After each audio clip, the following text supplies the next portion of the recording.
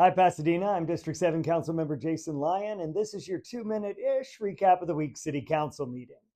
On the consent agenda, the Council approved contracts for goods and services totaling roughly $3.7 million, and we okayed a combined design-build bidding process for 2 upcoming projects, including a plan to install solar on 5 public library sites. On the main agenda, we took up a motion to reopen the public hearing on All Saints Church's application for a safe parking permit. Safe parking is a program that allows schools and churches to host unhoused individuals living in their cars for overnight parking with security and access to restrooms. All Saints applied to host up to 25 cars, and it was approved by the hearing officer and the Board of Zoning Appeals before being appealed to the council back in November. On the night of the hearing, one council member was unexpectedly absent, and the council deadlocked on what would normally be a routine procedural vote to confirm the project's exemption from the California Environmental Quality Act.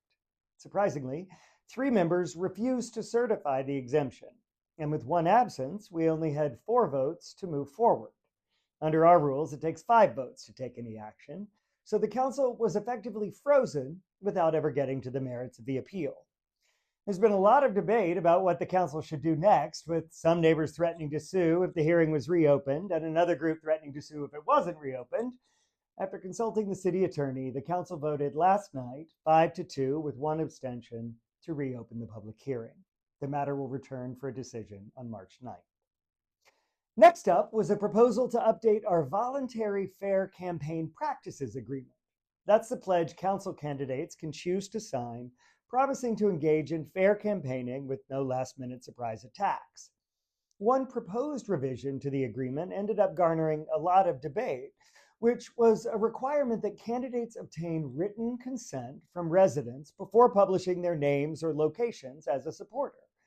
Some council members and the mayor felt that getting written consent would be too much of an administrative burden on campaigns, which might reduce the number of candidates willing to sign the pledge. In the end, though, the trust and security of our residents won out, and the council unanimously approved the updated pledge. Finally, we okayed a first reading of an ordinance formally codifying the process for filling unplanned vacancies on the council that was approved by voters back in November 2024. And that was it. As always, if you'd like to be in touch with me, email jlyon@cityofpasadena.com.